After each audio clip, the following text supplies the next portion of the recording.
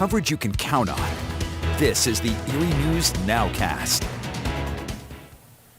Good evening, I'm Kristen Allen. Thanks for joining us for tonight's edition of the Erie News NOWCAST. Starting the NOWCAST off tonight with some breaking news, a fire at Burton Quinn Scott Funeral Home this evening in what appears to be the mortuary's crematorium. Erie firefighters responded to the call in the 600 block of West 10th Street just before 6 o'clock this evening.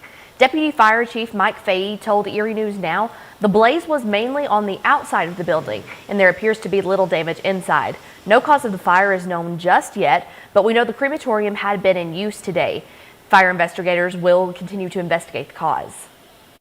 Inspectors are here now. They were using the crematorium. I'm sure they're going to be looking into that, but nothing now right now is the cause until they do their investigation.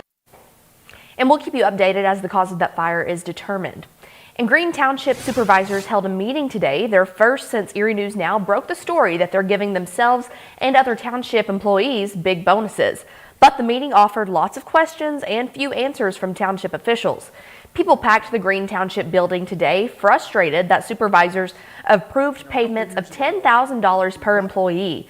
Residents said they didn't know about the plan and they think the money should have been spent on projects to benefit the entire community. But supervisors wouldn't answer their questions or our questions, referring everything to their solicitor who wouldn't answer those questions either. Frustrated because, you have elected officials and you really do trust that they're doing the best for you and spending this money efficiently. But obviously when they use $100,000 of bonuses, that's not what they've done. Erie News Now has filed right to know requests, trying to learn more about how this happened and what it means for taxpayers. We'll have updates in the weeks ahead. And the incoming Erie County executive is weighing in on those massive Green Township bonuses using federal relief funds. Brenton Davis told Erie News Now the Green Township supervisors should use those funds to help the entire township, and their decision to spend $100,000 of this relief funds this way could impact how the new county executive looks at any future requests for rescue funds for the township. He also cautioned other townships to not follow their suit.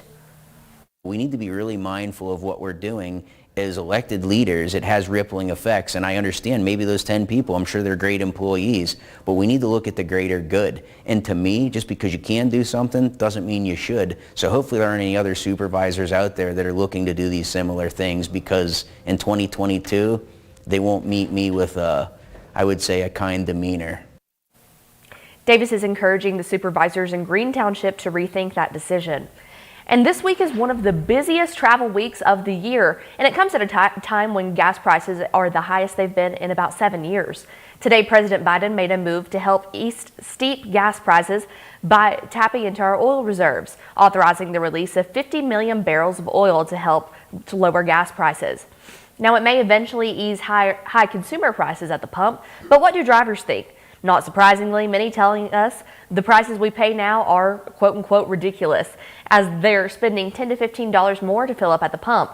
Some even say they have to allocate gas into their budget now, and one driver says he doesn't believe that dipping into the oil reserve will make much of a difference.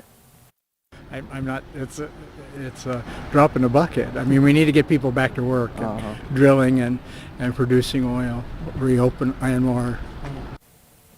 According to AAA, we could start seeing gas prices lower within the next several weeks. And now that Americans 18 and older are eligible for a COVID-19 booster shot, we wanted to know if people in our community were rolling up their sleeves once again. Officials at UPMC Hammett say they've had a steady flow of people coming in to get their vaccine, but it hasn't been overwhelming. LECOM has been holding its weekly vaccine clinics as well, and they have seen an uptick in people wanting to get a booster shot. So much so, they've expanded their clinic hours to Tuesdays and Fridays. The booster dose does start kicking in quickly, so it is beneficial to get one before you sit down for Thanksgiving dinner. An extra layer of protection before Christmas. We're running a little bit late for an extra layer of protection for Thanksgiving. However, don't let that stop you, because the first few days have to happen before the full 2 weeks can. So it's a step in the right direction. You can get a booster dose at any local hospital's vaccine clinic, local pharmacies, or by calling your doctor's office.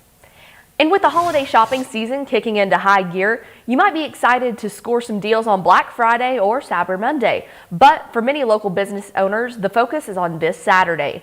This Saturday is Small Business Saturday, an idea created about a decade ago to promote local businesses during the holiday season.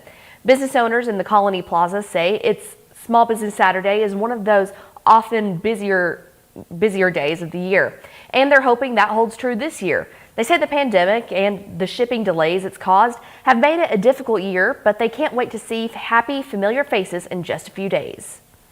It just means that they're supporting their community. It just means a lot to us because this is our livelihood. This is what puts food on our tables, is to remain open. And so we just encourage people to have that same sense of community and keeping your local people employed. Small Business Saturday is just 4 days away, but you'll have to check with your favorite shops to learn what time they're opening and what deals they're offering, since it varies from business to business. Well, we thank you for joining us for this edition of the Erie News Nowcast. Join us for our next news at 10 p.m. on the CW and 11 p.m. on WICU and WSEE. Have a great night.